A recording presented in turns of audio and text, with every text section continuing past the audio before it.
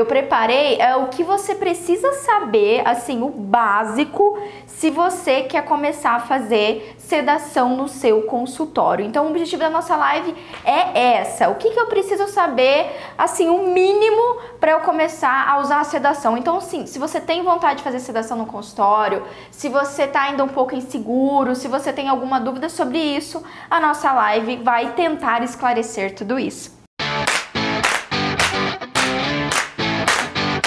Eu separei aqui, docs, 4 pontos mais importantes sobre sedação. Então, quais são as 4 informações mais relevantes que a gente tem que ter em mente cada vez que a gente quer planejar ali o nosso procedimento, quer fazer a sedação do nosso paciente, né? O primeiro ponto que eu quero conversar com vocês hoje é a indicação de sedação leve, né? Para que está indicado a sedação?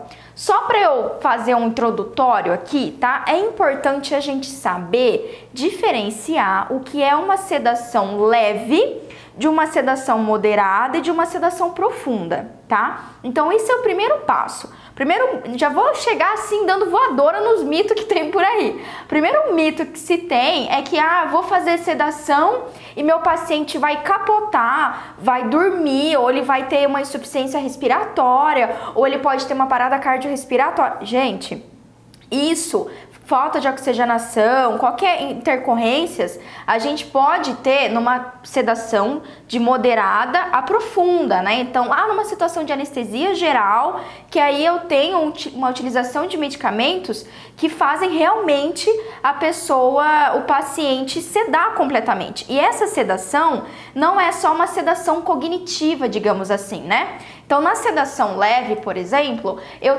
dou um medicamento para o paciente que ele vai ali ficar um pouco sonolento, ele vai ficar um pouco letárgico, vai ajudar ele não ter um ataque cardíaco, o batimento dele vai diminuir um pouquinho, muito semelhante a um estado de sono, tá? É isso que acontece. Então, a frequência respiratória dele diminui um pouquinho, é normal, vai ter uma respiração mais profunda, mais calma, um batimento mais calmo. Então, isso é uma sedação leve. Não é todo paciente que dorme durante a sedação leve. Alguns dormem, mas a maioria não. Então, o paciente ele fica responsivo a você. Você vai pedir para ele abrir a boca, você vai conversar, perguntar alguma coisa pra ele e ele vai saber te responder. Então, isso é uma sedação leve, tá legal? Uma sedação moderada ou uma sedação mais profunda, eu já tenho outro tipo de medicamento, que são medicamentos extremamente mais potentes. E aí, não só eu vou ter um relaxamento, digamos assim, uma sonolência, uma alteração cognitiva, que além disso eu vou ter o paciente apagado mesmo, o paciente vai apagar, vai dormir, eu já vou ter relacionado uma fraqueza muscular, uma fraqueza em todo o corpo, então o paciente vai ficar extremamente mais relaxado. E aí quando a gente pensa numa sedação moderada, numa sedação mais, digamos assim, profunda, do tipo anestesia geral, aí sim realmente existem riscos maiores de fazer essa sedação e por isso que é feito com monitoramento, é feito com um anestesista, tá? Então, quando a gente pensa aí de uma sedação moderada para cima, é aquela sedação que é necessário ali o anestesista, é necessário equipamentos de monitoramento mais, digamos assim, mais precisos, tudo bem? Então, esse não é o perfil comum, tá? De anestesia dentro do consultório odontológico. Apesar que já tem alguns colegas que montam um consultório e em volta desse, na verdade, montam tipo um centro cirúrgico em forma de consultório odontológico. Então, tem equipe, tem outros profissionais ali. Isso sim também é um recurso, mas quanto mais profunda é a sedação, logicamente você vai precisar de mais recursos, mais profissionais, mais equipamentos. O que eu quero falar aqui para vocês é da sedação leve, então eu já quero que vocês tenham consciência disso. Não é todo paciente que vai dormir, o paciente não vai apagar, o paciente não tem esse risco imenso que se tem por aí, que vai ter uma parada cardiorrespiratória, que ele vai passar mal, que vai ter um tereco-teco. Não, doc, vai por mim. Eu faço bastante sedação, já fiz várias sedações em paciente pediátrico, paciente idoso, paciente adulto, e assim, não é isso. Isso é conversa e eu vou explicar pra vocês por quê, tá legal? Então vamos lá, para quem que é indicada essa sedação leve que eu falei agora? Essa sedação, doc, é indicada aí, primeiramente, a gente pode colocar duas principais indicações. Indicação número 1, tudo bem? Um paciente com medo. Essa, inclusive, é uma das principais. Então, se você pensa nos pacientes que você tem no seu consultório odontológico. Um paciente ansioso, um paciente com medo, aquele paciente que tá ali transpirando, suando na cadeira, aquele paciente que fica te perguntando, doutora, aí, que hora que vai ser, mas já meia vez, você chama ele na recepção, ele... Já teve isso? Que você chamou o paciente na recepção, ele deu uma respirada profunda, assim, tipo, tomou um fôlego pra ir lá? Então, esse é um perfil extremamente indicado pra sedação. E, gente, ó, eu sei que vai parecer estranho, não me levem a mal com o que eu vou falar, mas, sinceramente, se eu pudesse, eu fazia sedação em praticamente todos os pacientes. Se eu pudesse, eu só fazia com sedação. Na verdade, não tem nada que impeça, né? Mas também vai muito do tipo de procedimento que você vai fazer, também das necessidades do paciente. Tem paciente que é tão tranquilo que você não precisa nem de anestesia. Perdão, você não precisa nem de sedação. O paciente sozinho dorme. Eu sei que meu pai é assim, deita na cadeira odontológica e já dorme. Você deve ter um paciente assim também. Então, assim, é meio que desnecessário você utilizar uma medicação nesse sentido, tudo bem? Mas a primeira, sim, indicação vai ser essa. Então, se você tem um paciente que tem um nível de ansiedade, que tem um certo medo não precisa ser um super medo não, tá? Um pouco de medo, tá desconfortável. Então, assim, isso é um recurso maravilhoso para você fazer seu paciente se sentir tranquilo, para o seu paciente se sentir confortável, para ser, assim, todo o procedimento, especialmente procedimentos mais longos, né? Ser um procedimento muito mais sossegado. Então, assim, é bom para o paciente que tá ali com realmente diminuição dessa ansiedade, né? Dessa tensão de estar no consultório odontológico. E é simplesmente excepcional pra gente, porque você trabalha com um paciente muito mais tranquilo, muito mais relaxado, você não tem que se preocupar, lógico que a gente sempre tem que estar atento, mas você não tem que se preocupar tanto com o seu manejo ali, com o que você vai falar, o paciente não pode ver a agulha. Gente, a última vez que eu fiz sedação foi alguns meses atrás para tirar um terceiro molar, eu acho que quem me acompanha faz tempo viu nos stories. E assim, eu me sedei assim, né, a gente brinca, eu tomei midazolam pra sedação leve, e aí o meu colega fez a exodontia. Eu não lembro nenhum momento que ele anestesiou, eu não lembro nem da dor da punção anestésica. Se você perguntar pra mim, eu vou falar, olha, não sei, eu sei que eu sentei na cadeira e quando eu vi já tinha tirado o dente. É isso, essa é a sensação. Essa é a sensação. Inclusive porque a gente vai falar aqui sobre tipos de medicamento que você pode utilizar, mas tem um grupo de medicamento que ele causa um efeito muito interessante no paciente, que é essa anamnésia retrógrada que a gente fala. A anamnésia, assim, de curto prazo do que aconteceu ali logo depois que o paciente tomou a medicação. Então isso é uma ferramenta para criança, para qualquer pessoa, Eu não sou o tipo de pessoa super medrosa para dentista, mesmo sendo dentista, mas eu acho que você me entende que por ser dentista a gente sabe como as coisas acontecem, né? A gente sabe que tem incisão, a gente sabe que tem bloqueio, então, gera desconforto, eu fico um pouco ansiosa, então, pra mim, super funcionou sedação e se eu precisar fazer, na verdade eu tenho que fazer o outro terceiro molar, com certeza vai ser sob sedação leve, tá legal? E aí a segunda opção que você pode, que é extremamente indicado a sedação, é numa situação que assim, você não tem necessariamente um paciente com medo, mas você vai fazer um procedimento extenso. Imagina ali que você vai fazer a instalação, sei lá, de 6, 8 implantes, ou se você vai fazer uma endo em sessão única, ou se você vai fazer ali quase uma hemiarcada de restaurações, que o paciente vai ter que ficar um tempão de boca aberta. Então, assim, você ter um paciente tranquilo, calmo, ali com uma sensação de sonolência, de tranquilidade mesmo, caramba, você otimiza o seu tempo de trabalho de forma assim gigantesca, porque o paciente não vai ficar se mexendo, ele vai ficar relaxado, ele vai estar ali de bem com a vida, sonhando com unicórnios coloridos. Não, mentira, não vai sonhar com unicórnios coloridos, mas vai ficar tipo de boa, então sua otimização no seu trabalho é muito melhor. Sem falar que quando a gente tem uma sedação, os próprios efeitos da sedação de, por exemplo, diminuir o batimento levemente, tá? O batimento cardíaco, diminuir a frequência respiratória, o paciente vai... É aquele estado de sono que a gente fala que é fisiológico, tudo bem? É normal. Quando a gente tá dormindo, a gente tem diminuição do batimento cardíaco, a gente tem diminuição da frequência respiratória, padrão isso. E é o mesmo efeito que a gente vai ter numa sedação leve. Então, só isso ajuda a não ter pique hipertensivo. Isso ajuda também, por exemplo, se você for fazer um procedimento cruento, como você não tem um batimento cardíaco ali acelerado, também reduz, ajuda a diminuir ali a quantidade de sangramento do seu procedimento. Então, assim, ajuda em vários aspectos, tá? Essas são as duas indicações, beleza? Segundo ponto que você precisa saber, você já sabe as indicações, já sabe quando que você pode utilizar, praticamente é indicado para tudo, praticamente você pode utilizar em várias vezes e para vários recursos.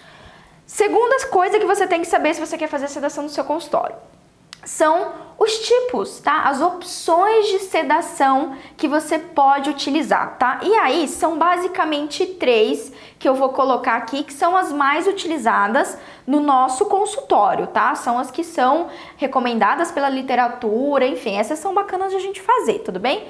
A primeira delas é o óxido nitroso. A segunda delas é medicação oral e aí a outra é a intravenosa. E mentira, esqueci outra, é uma quarta, intranasal, tá? É que essa eu não utilizo tanto, mas tem intranasal também. Tudo bem? Então eu tenho medicamento oral, eu tenho inalatório, que é o óxido nitroso, eu tenho ali venoso e eu tenho também nasal. Então eu tenho várias vias possíveis de fazer ali uma sedação. Pamela, quando que eu vou utilizar? Qual que é melhor? Doc, isso vai muito assim. Primeiramente do seu investimento financeiro.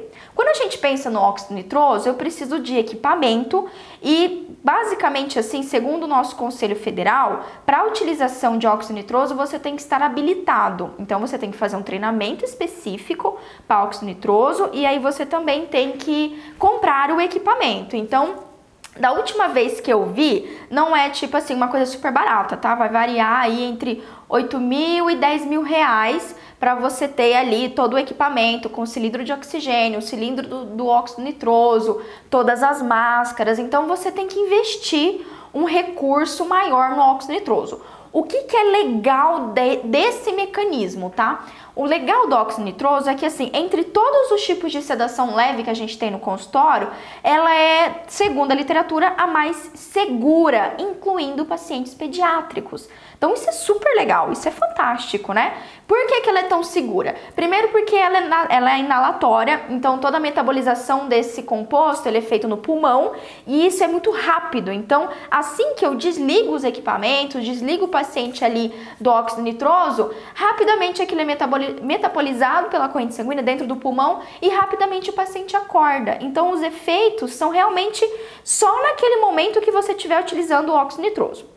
Existem algumas, digamos assim, algumas dificuldades dele. Por exemplo, é que dependendo do tipo de cânula nasal que você vai utilizar, pode ser que seja difícil você fazer um procedimento superior, pode ser difícil sim, você vai conseguir fazer, mas digamos assim, que não vai dar às vezes para você colocar um super abridor bucal e tudo mais. Tem algumas dificuldades também para paciente que é respirador bucal, que tem alguma obstrução nasal, então pode não ser efetivo o óxido nitroso nesses casos. Então assim, tem prós e contras, eu precisaria só de uma outra live só para falar de óxido nitroso, tá? Mas essa é uma opção super legal e considerada uma das mais seguras segundo a literatura atual. Outra ferramenta, né, outro tipo de medicação que você pode utilizar é a medicação oral. E a medicação oral mais tradicional, esse assim é a minha primeira escolha, porque realmente pelo custo, por ser super fácil, é os benzodiazepínicos, né? Então os benzodiazepínicos, doc, são indutores do sono. Ok? Olha só, benzodiazepínico não vai dar o efeito de anestesia geral, não vai fazer o seu paciente apagar, não. Benzodiazepínicos são ansiolíticos, então é um grupo de medicamento utilizado, prescrito aí, digamos assim, de forma rotineira para pacientes naturalmente ansiosos. Então, tem medicamentos que são utilizados ali para paciente com insônia, que precisa induzir o sono, paciente ansioso, enfim, paciente de todos os tipos e que você precisa ali de uma indução, tá certo? Esse é o objetivo de um benzodiazepínico. Que a gente tem vários, né? A gente tem midazolam, diazepam, alprazolam, clorazepam, tem um monte dos pan da vida. Então você pode escolher o que é melhor. Também eu precisaria de uma outra live só para falar cada um dos tipos. Na verdade, ó, se você quiser que eu fale, que faça uma live só para falar qual que é aí o melhor benzodiazepínico, a diferença entre eles, qual que é mais indicado para uma ou para outra coisa, coloca aqui embaixo para mim, tá? Pamela, eu quero live #benzodiazepínicos. Eita! Manda aqui pra mim, então, que aí eu vou programar pra fazer, é um tema legal. E aí a gente vai precisar de mais tempo pra aprofundar isso, tudo bem? Mas, ok? Então isso é outra situação que você pode utilizar. Qual que é o bom de medicamento oral? Primeiro que é mais barato, tá? Você pode ter no consultório odontológico, você dá ali pro paciente, espera alguns minutinhos e você já tem um efeito legal, tá? Segunda coisa que você não precisa de nenhum equipamento, né? Você só precisa do medicamento. Então é super fácil para quem trabalha no SUS, para quem trabalha particular, é bem tranquilo de ser feito. O que é um pouco complicado desses medicamentos é que os benzodiazepínicos, especialmente em comprimido, é um pouco mais difícil de titular para criança, não tem como você titular, então é aquela dosagem, no máximo ali, por exemplo, midazolam, você vai ter 7,5 miligramas e você vai ter ali 15 miligramas, então você vai trabalhar nesses daí, você não tem tem como titular, como por exemplo o óxido nitroso, né, que você coloca níveis ali. Então tem esses recursos. E como eu falei, são medicamentos indutórios. Quando, por exemplo, o médico ele vai fazer ali vamos pensar num procedimento minimamente invasivo, endoscopia. Geralmente a endoscopia, o médico ele vai fazer uma indução, então ele vai te embalar no sono ali com midazolam, com diazepam, e depois ele vai utilizar um outro tipo de medicamento venoso, um pouco mais potente, para manter ali a sedação. Às vezes um propofol, fentanil, enfim. Outros tipos de fentanil não, fentanil é mais complicado, geralmente é propofol, que é mais rápido. Então vai colocar um outro medicamento e aí tem todo um monitoramento, tá certo? Se você já fez endoscopia, você sabe que você é todo monitorado, tem o anestesista ali, então é outra situação. É aí a sedação moderada que a gente fala, tá legal? Então esse é o segundo tipo. Terceiro tipo, intravenoso. Então, como que é o intravenoso, Pamela? Basicamente, a gente vai utilizar os mesmos medicamentos benzodiazepínicos. A diferença vai ser o tipo de via, né? Então, por ser venosa, aqui nesse caso você vai ter que ter uma habilidade para uma punção venosa, vai ter que ter soro, vai ter que diluir esse medicamento ali e o paciente vai fazer ele enquanto você estiver atendendo. É um recurso bem legal, ele também, da mesma forma do comprimido, é um pouco mais difícil de titular e tudo mais, né? Você precisa de outros equipamentos, mas o legal é que é rápido, né? Quando a gente pensa numa sedação oral, quando eu faço ali, dou um comprimido de midazolam, diazepam, o meu paciente vai levar mais ou menos de 30 a 40 minutos para começar a ter o efeito. Então, assim, ele tem que chegar com antecedência no seu consultório, você tem que fazer, esperar e tudo mais.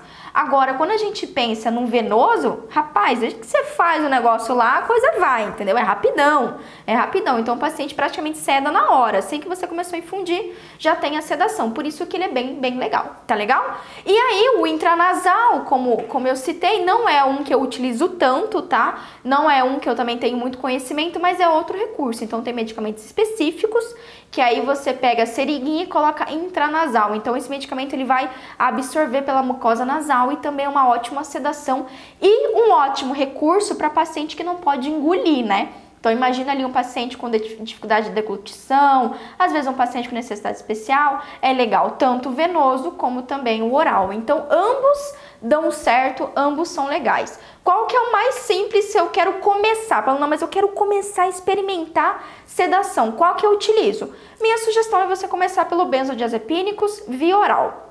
Comprimido, o midazolam, diazepam, alprazolam, enfim, o que você achar que é mais adequado para o seu paciente, tá? Vale super a pena. Ó, sempre vou te dar esse desafio, na verdade esse desafio eu vou abrir aqui, esse desafio até hoje eu só dei para as minhas alunas da academia, tá? Mas eu vou te dar um desafio. A melhor forma de você perder o medo, que eu sei que algumas pessoas ficam muito inseguras e é normal. A primeira vez que eu fiz sedação, eu também fiquei assim, tipo, tensa. Falei, meu Deus do céu. Até porque algumas faculdades geram, pelo menos a minha faculdade, sedação era uma coisa assim, bicho de sete cabeças, tá? Então, eu só fui vivenciar a sedação lá na época da residência. Depois que eu saí da residência no consultório, eu falei, não, tem que aprender a fazer isso, todo mundo faz, isso, não posso ter esse medo. E a primeira coisa que eu fiz, e a sugestão que eu dou pra você, é assim, vai lá, compra lá o seu midazolam, o midazolam é legal, midazolam.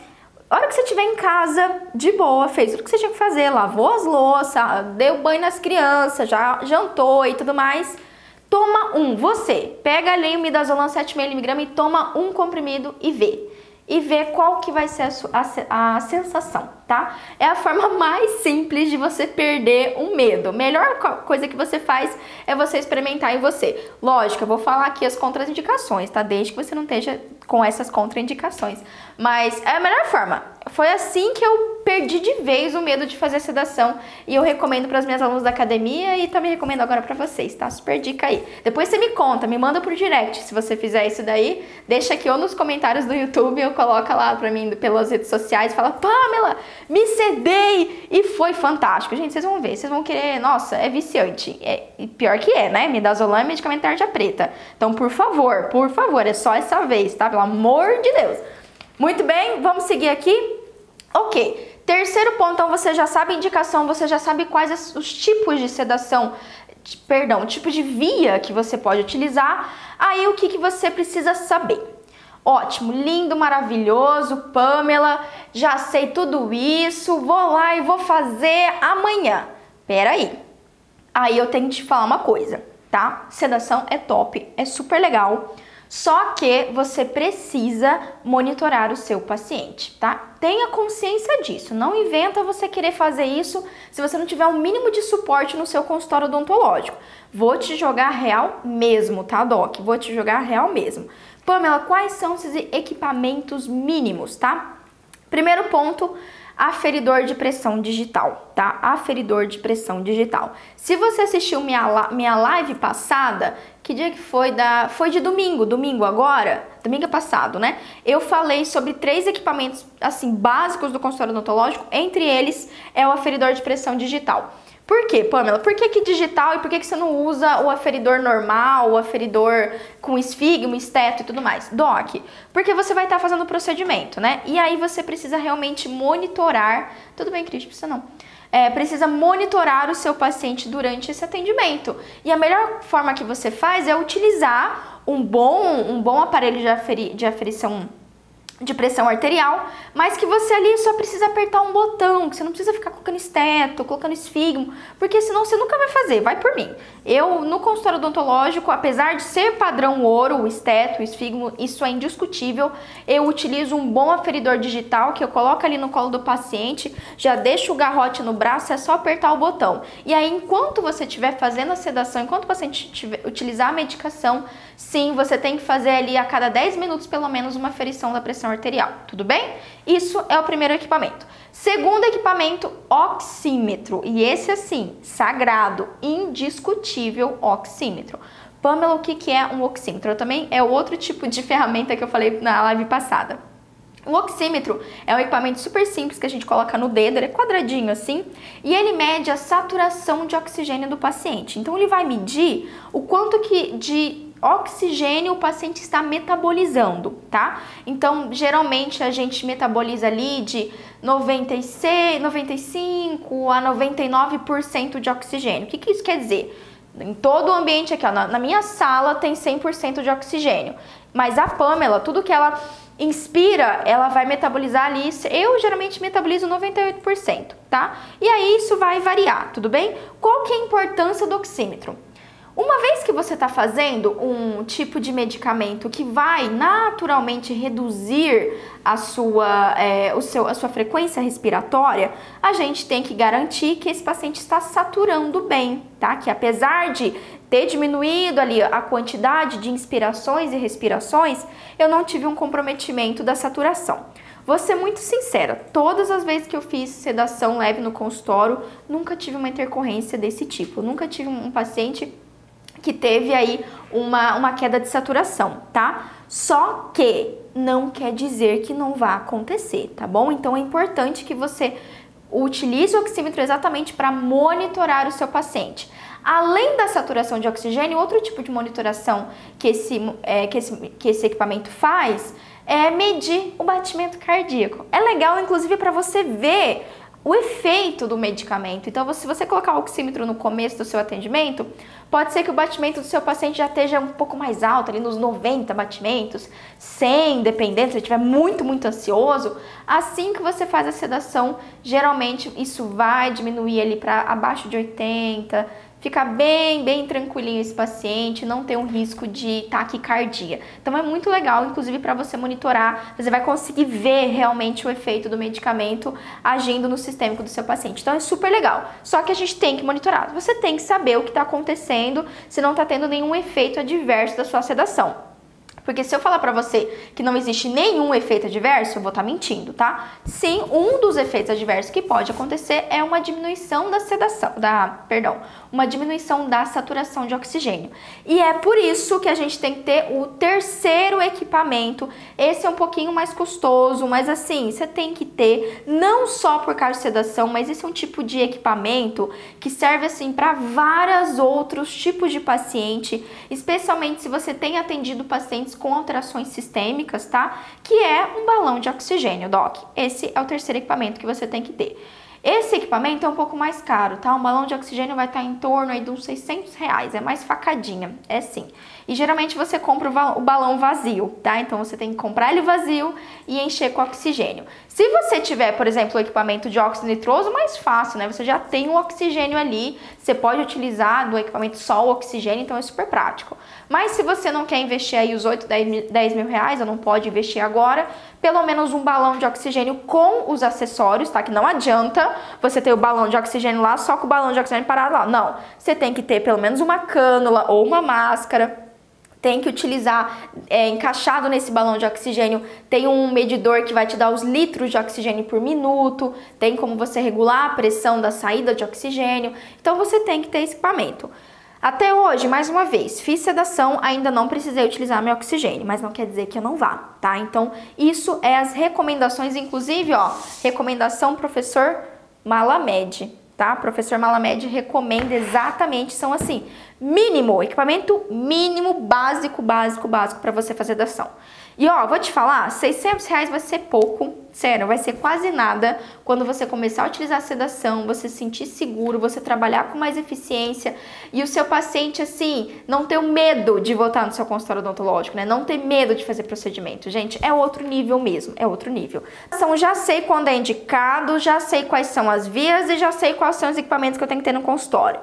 Quando que ela é contraindicada? Quais são as contraindicações para sedação leve? Então anota aí, tá? Que sim, existem algumas contraindicações. Já vou dizer para você que tem mais pró-indicações, já tem mais indicações, você vai utilizar assim para quase todos os pacientes com alterações sistêmicas. Alterações sistêmicas não é uma contraindicação, pelo contrário. Se a gente pegar, por exemplo, um grupo de pacientes com, por exemplo, cardiopatias, caramba, é super interessante você fazer sedação, ok? Pacientes com ansiedade, enfim, todos os pacientes tem várias indicações aqui. Mas existem essas contraindicações, então eu quero que você anote essas contraindicações, tá? Primeiro delas é se o medicamento que você escolheu, seja óxido nitroso, seja midazolam, diazepam, seja hidrato de cloral, enfim, o que você quiser, que você escolher, se ele faz interação medicamentosa com algum medicamento que o paciente usa, tá? Então esse é o primeiro ponto, se vai fazer algum tipo de interação medicamentosa. Geralmente, as interações medicamentosas importantes são aquelas onde o medicamento que o paciente usa vai fazer com que eu tenha um aumento, digamos assim, ou uma duração da minha sedação, ou essa sedação sair de leve a moderada, para moderada, tá? Então, esse sim é a interação importante. Você vai buscar na literatura, se você colocar ali no aplicativo que vem interação medicamentosa, pode ser que, sim, que você veja 1 bilhão de interações com benzodiazepínicos. Só que assim, eu quero que você leia bem e veja bem qual é a interação. Porque, ó, se for uma interação do tipo, pode diminuir o efeito do medicamento que o paciente toma, ou pode diminuir, assim, o efeito da sedação e não ter aquela sedação esperada. Isso é um tipo de interação que não é uma interação grave. A gente também tem que saber que existe isso. Interações medicamentosas, tem interações que são, assim, pouco significativas e interações que são importantes. E as interações que eu quero falar aqui para vocês são interações importantes. São interações que podem levar a um quadro de insuficiência respiratória, de diminuição da frequência respiratória importante, tá? ou que podem fazer com que o medicamento saia, né, de uma sedação leve para uma sedação moderada, tá? Que é uma sedação um pouco mais complicada, tudo bem? Mais profunda e que a gente geralmente não tem equipamento para isso no consultório. Então é isso que eu quero que você anote aí, tá? Quais são, Pamela? Então vamos lá. O primeiro é álcool. Totalmente contraindicado, primeiro paciente alcoolizado não dá para atender em nenhuma hipótese, né, praticamente. A não ser que seja uma situação de emergência que não há o que fazer. Mas sedação, não. O álcool também faz interação importante, especialmente com os benzodiazepínicos. O que eu vou trazer para vocês aqui são dos benzodiazepínicos sedação oral, que é o mais comum, tá? Para óxido nitroso, para, enfim, outros medicamentos que você quiser utilizar, aí é mais específico, eu sugiro você dar uma investigada na literatura. Como aqui eu tô trazendo sedação leve com ansiolíticos, com benzodiazepínicos, é isso que eu trouxe para vocês, as interações, que é o mais comum, ok? Outro tipo é paciente que toma medicamento clorpromazina, tá? A clorpromazina é um antipsicótico. Geralmente quem toma esse medicamento é paciente esquizofrênico, tá? Pamela, não posso fazer sedação em paciente esquizofrênico? Sim, você pode, desde que ele não tome esse medicamento. É basicamente isso, tudo bem? Inclusive é super interessante, só que tem que ter esse cuidado, ver os medicamentos que o paciente toma, né? Geralmente o paciente esquizofrênico toma uma infinidade aí de medicamentos que vão trabalhar ali, né, que vão interferir nos neurotransmissores, enfim, então aí você só tem que verificar isso. Às vezes, até já te dou essa dica, pode ser que esse paciente, inclusive, já faça o uso de um benzodiazepínico, e às vezes você sim pode utilizar o mesmo medicamento que ele já toma para fazer sua sedação, tá legal? Outro tipo, cimetidina, que é utilizado para úlcera gástrica. Todos esses que eu tô falando para vocês, eles vão fazer esse tipo de interferência. Geralmente eles vão aumentar, prolongar o tempo de sedação, ou prolongar ali tornar aquela sedação um pouco mais profunda, tá? Eritromicina e claritromicina também faz interação. Imipramina. Eu adoro. Ainda bem que eu não sou farmacêutica, senão eu seria uma farmacêutica que falava tudo errado, os nomes dos medicamentos. Enfim, esse daqui é um medicamento antidepressivo tricíclico, que é utilizado em pacientes que têm reumatismo, pacientes com depressão profunda, então investiga. A melhor forma, Doc, de você saber, de você não ter, assim, um risco, algum problema na sua sedação, você tem que saber exatamente todos os medicamentos que o seu paciente toma. Então isso, assim, é básico.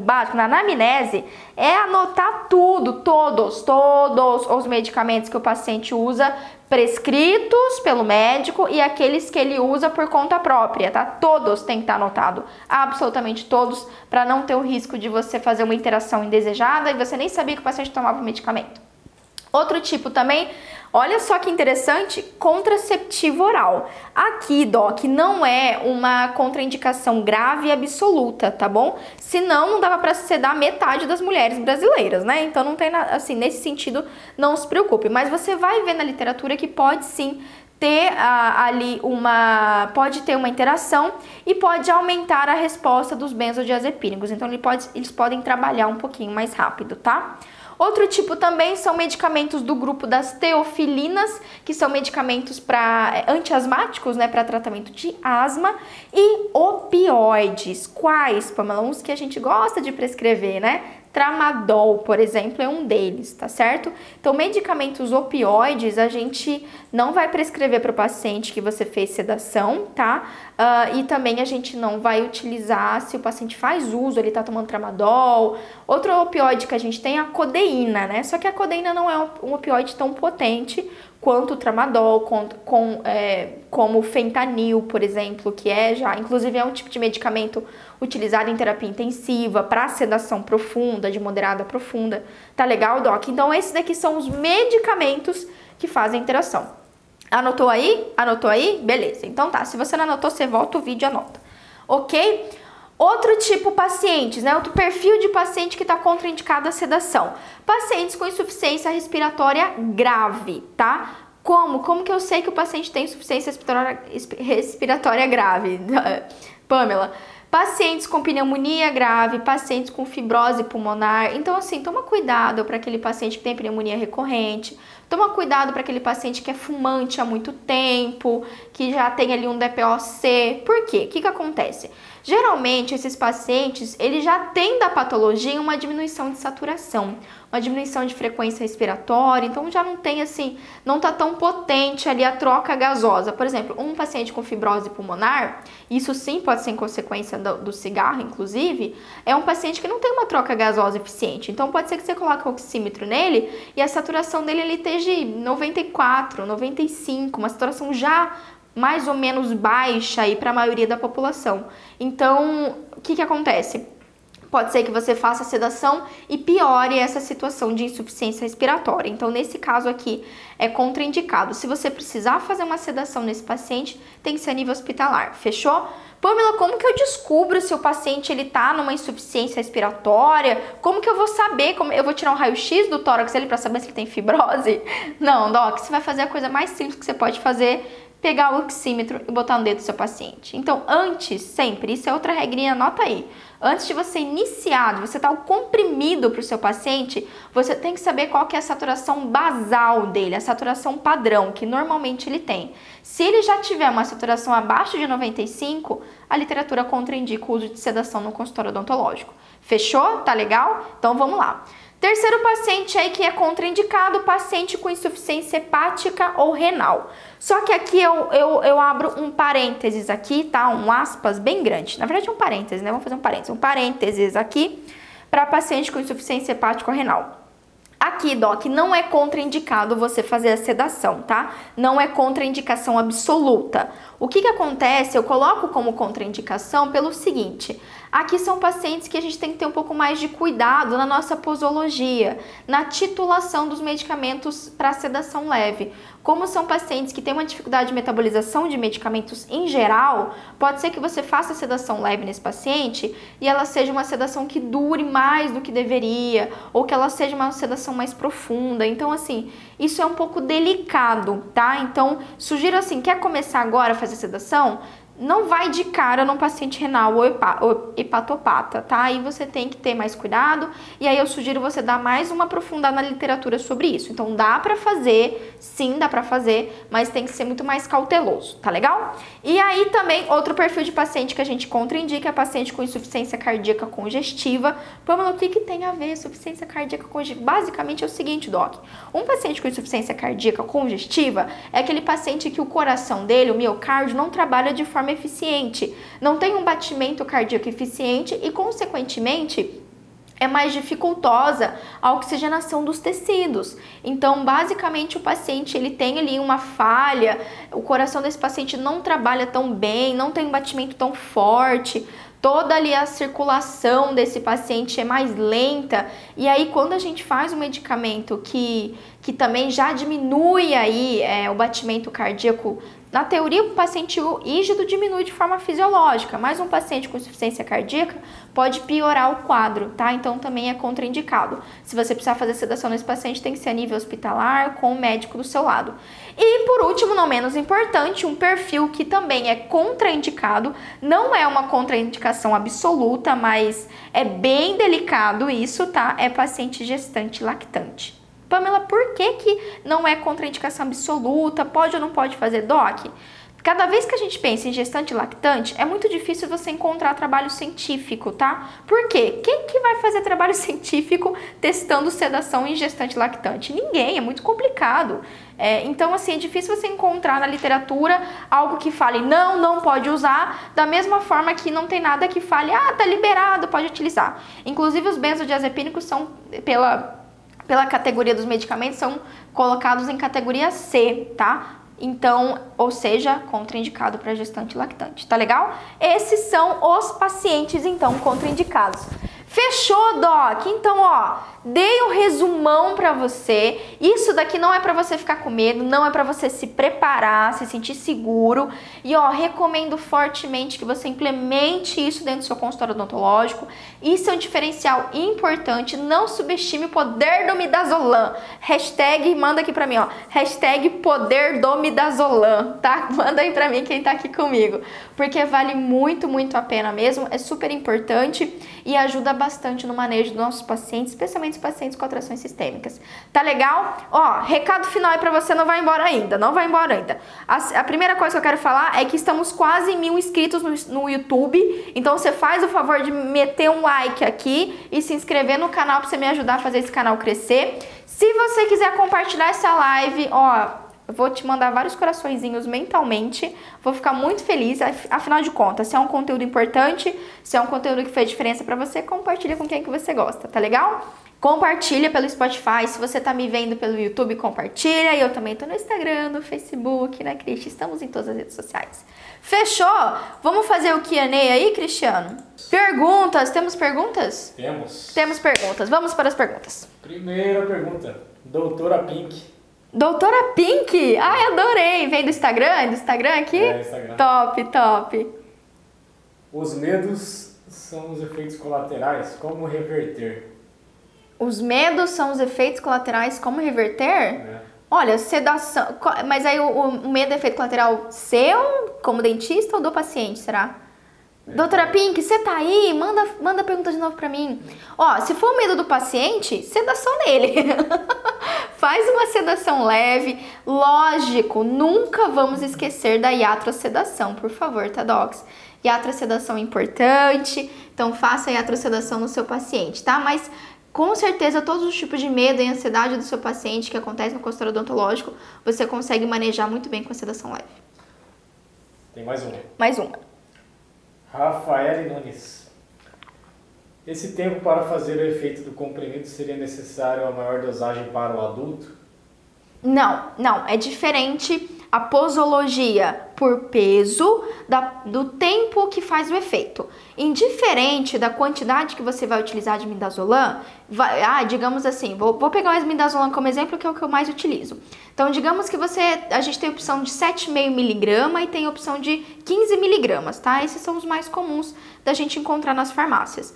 Por exemplo, se você dá o de 7,5 ou de dar o de 15 mg, vai levar o mesmo tempo para fazer efeito, tá? Vai levar cerca de 30 a 40 minutos. Se o paciente estiver em jejum, é mais rápido, tá? Cerca até de menos de 30 minutos, 20 minutos, você até já consegue os efeitos. Agora, se o paciente foi, tipo, depois do almoço, ele comeu alguma coisa, pode demorar um pouquinho mais. Inclusive, a minha sugestão, e a sugestão da literatura, é você fazer o paciente estar em jejum para sedação, vai bem mais rápido, tá?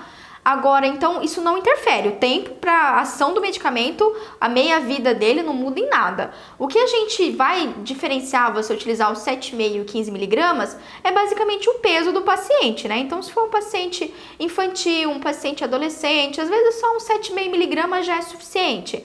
Agora, por exemplo, se você pega um paciente obeso, né, que tem bastante volume corporal, cara, às vezes o 7,5 mg não vai fazer nem cosca nesse paciente. Então, você meio que titula, meio que adequa a posologia também pro peso do paciente, tá legal? Mas, enfim, várias opções que você pode ter.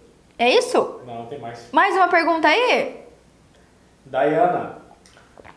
Ela perguntou o seguinte: se eu perceber uma queda contínua de saturação de O2, de oxigênio, do paciente durante a sedação, como eu devo proceder? Perfeito. É por isso que a gente tem que ter o oxigênio. Se você tá ali monitorando e tá vendo que tá caindo a saturação, começou a cair abaixo de 95%, tá? Já é uma queda de saturação importante. Então, a gente já pode ter danos ao paciente nessa altura do campeonato.